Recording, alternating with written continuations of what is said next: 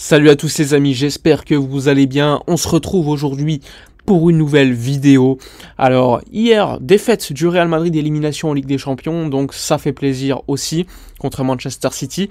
Important également de rappeler que le Barça, si le Real avait gagné la Ligue des Champions, eh bien ça aurait été une saison quand même moins glorieuse pour le Barça. Comme toujours, on dépend du rival et inversement, réciproquement, c'est aussi le cas.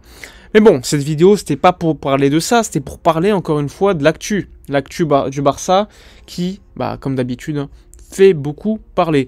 Alors, une actualité qui est toujours aussi riche, et ça c'est toujours plaisant. Donc, un FC Barcelone qui, ce week-end, va présenter le titre enfin à son public, le public au Camp Nou contre la Real Sociedad qui se bat pour une qualification en Ligue des Champions qui sera évidemment très probable. Donc il y a un Barça qui, comme vous le savez au niveau du mercato, prospecte certains postes. On peut dire que c'est très avancé pour Gundogan, qui a encore été l'auteur d'un match complètement dingue contre le Real Madrid contre City. Donc ça c'est positif.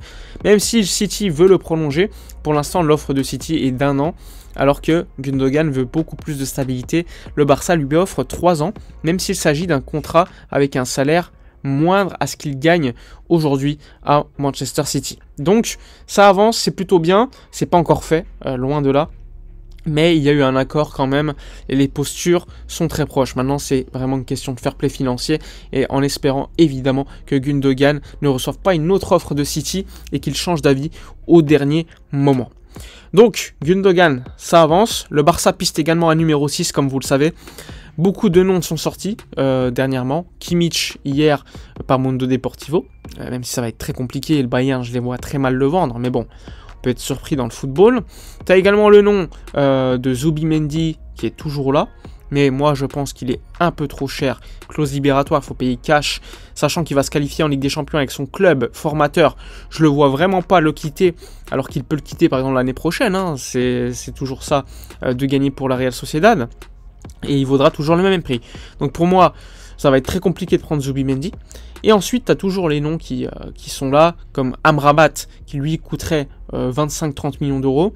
Le Marocain, auteur d'une Coupe du Monde complètement dingue aussi. Après, il peut y avoir certains doutes sur les joueurs.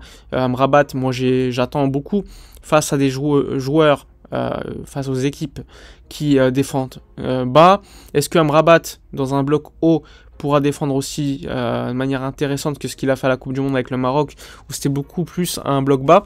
Là aussi, on peut avoir quand même quelques questions, mais bon, 25-30 millions d'euros, ça peut être aussi une opportunité de marché très intéressante, donc il faudra également suivre cela. Et ensuite, tu as toujours la piste Ruben Neves, qui est une piste Jorge Mendes, qui veut le poser, on va dire, à Barcelone, en essayant par exemple de faire certains deals en échange avec Nico Gonzalez, Ansu Fati, etc. Bref, il cherche vraiment quelque chose pour le faire venir, alors que Xavi ne veut pas du tout de Ruben Neves. Donc là aussi, c'est une option qui est certes pour l'instant sur le côté, mais qui à tout moment peut être activée en cas d'échec sur des dossiers préliminaires comme Amrabat, Zubimendi ou peut-être Kimmich, on ne sait jamais, qui est toujours présent sur la table et les médias en parlent beaucoup. Donc ça, c'est pour le poste de numéro 6, double pivot avec De Jong. Bref, pour remplacer un petit peu Busquets, même si Busquets, dans son profil, est durement remplaçable.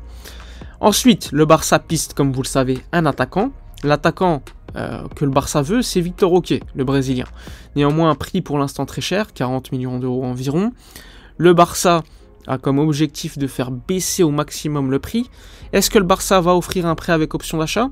Est-ce que le Barça va l'acheter aujourd'hui et activer de manière obligatoire l'achat l'année prochaine aussi? C'est une possibilité. Donc il faudra suivre, sachant que s'ils le font, cette année, à court terme, pour la saison prochaine, le Barça pourrait prendre un numéro 9 à bas coût, libre, petit salaire, pour faire le travail de remplacer Lewandowski sur certains matchs de championnat. Donc là aussi, on met de côté pour l'instant et on attend de voir ce que va faire le Barça parce qu'on est quand même que le 18 mai. Il peut se passer beaucoup de choses, ça c'est sûr. Ensuite, tu as le poste, évidemment, de central avec Inigo Martinez qui est signé. Ça, il faut se mettre dans la tête. Il va arriver à Barcelone, contrat signé, visite médicale passée. Il n'y a juste plus qu'à attendre l'officialisation et surtout l'enregistrement, l'homologation de son contrat.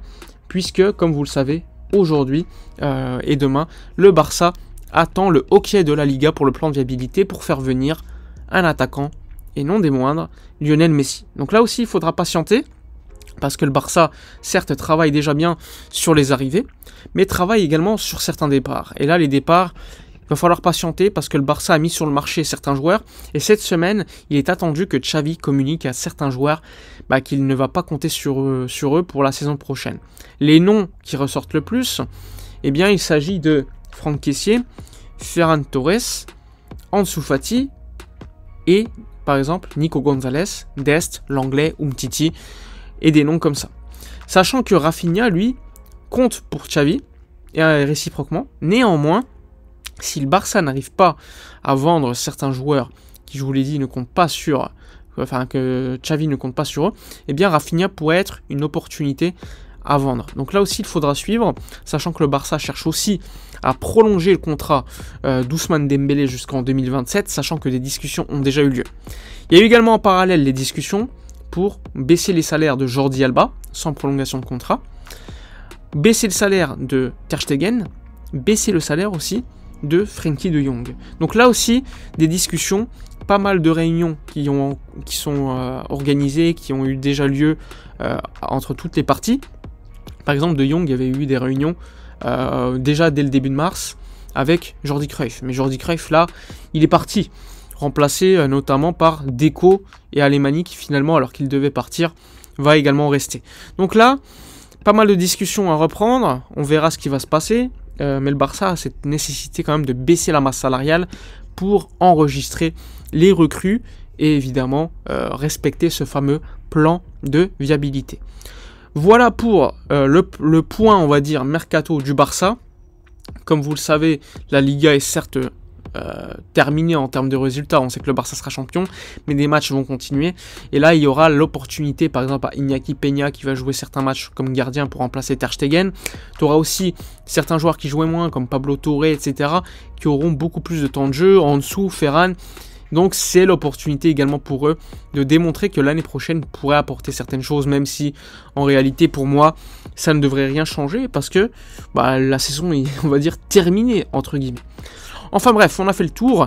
N'hésitez pas à donner vos avis dans les commentaires, à liker, commenter, partager. Si vous avez des questions, je suis présent, j'essaie de répondre au maximum aux commentaires parce qu'il y a aussi Twitter à gérer, Instagram, etc. Donc j'essaye, mais je vois quand même vos commentaires. Je vous remercie d'abord d'avoir suivi la vidéo. Je vous dis à la prochaine et d'ici là, comme d'habitude, portez-vous bien.